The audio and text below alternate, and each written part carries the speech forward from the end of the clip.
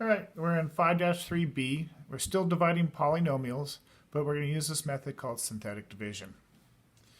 Currently, you can see the problem says simplify. It's set up like a fraction, so I know we're doing division.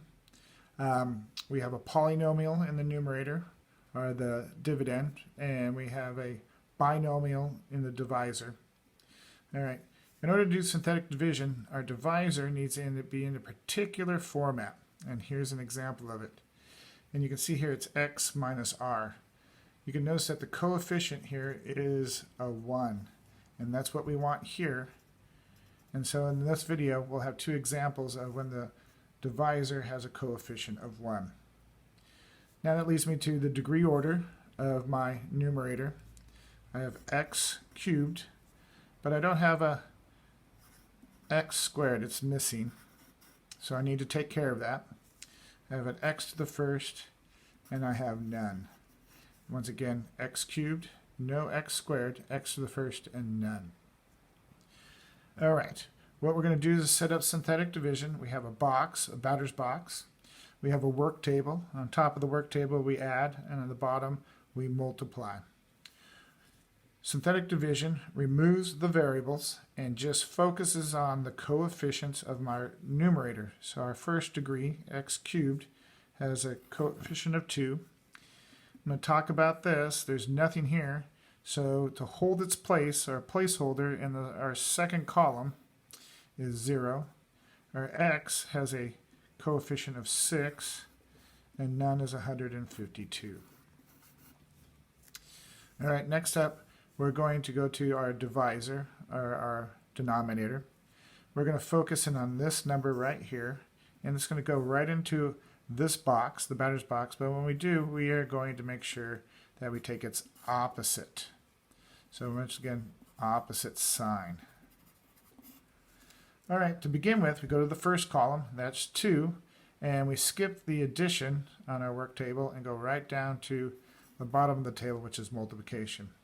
We're always going to multiply by this -4, so 2 times -4 is -8. We go to the next column, we put it on the top of the work table, which is addition, and 0 plus -8 is -8. Now we're down here where we are multiplying, and we're always multiplying by -4. 2 negatives make a positive. 4 times 8 is 32. You can see I put it in the third column here. I'm going to go ahead and add, and I get 38. All right, 38 is going to be multiplied by the -4. I have a negative and a positive. I get a negative, and 4 times 38 is 152. When I go ahead and add the opposites, I get 0. I like to make this little line here to remind this is the remainder column, and we do not have a remainder, so we do not have to deal with that. Since we lost the variables, we've got our answer, and these answers are the coefficients in front of the variable. As I told you, the degree order is important, and it also is going to help us out is that we always lose the leading degree. So when I bring down this answer, 2, it doesn't get an x cubed, it goes to the next one, and even though it wasn't there, we're still going to use x squared. I'll bring down the next coefficient. We'll go in order. After x squared is x to the first.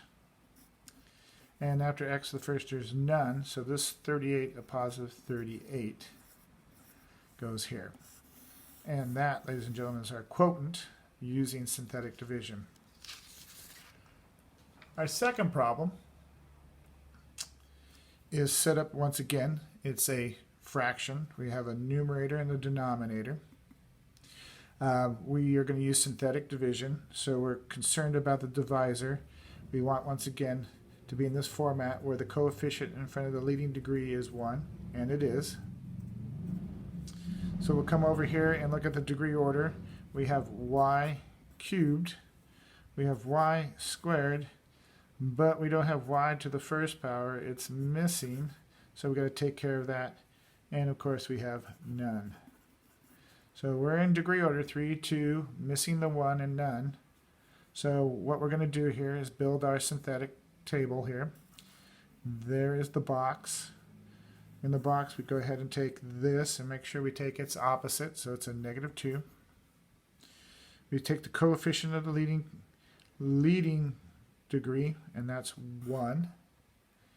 And we go to the next leading degree, and the coefficient is -1. And remember, we said that there's no y to the first power, so we're missing a term. So we're going to go ahead and put a placeholder of 0, which means nothing. And then, of course, -6 is our last one. We'll go ahead and build our table. On top is addition. On the bottom is multiplication.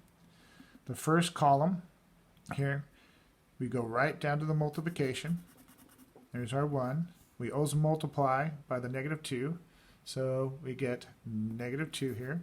I put it on top of the table. We add them together, we get -3. Now we're back to multiplying, and we negative and negative gives me a positive. 2 times 3 is 6. Notice I put it in the next column. I put it on top of the table where we're going to add, and we get 6. All right, now at the bottom of the table, we're still multiplying, and we get a positive and a negative. We get a -12. All right, we're going to add the 6 and the 12, add them together, and we get a -18. As before, this is my remainder column, so I do have a remainder, and I'm going to have to deal with that.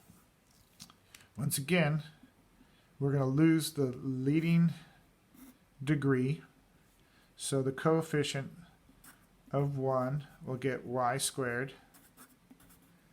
I'll bring down the next coefficient, which is 3. After y squared, even though it's not there, we place a y to the first power. The next one is none, so this 6 is a +6. Now we have a polynomial with a remainder.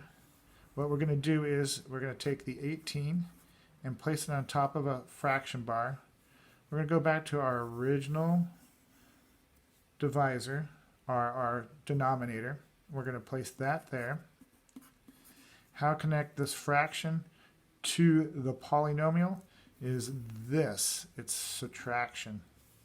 And that is synthetic division with a remainder.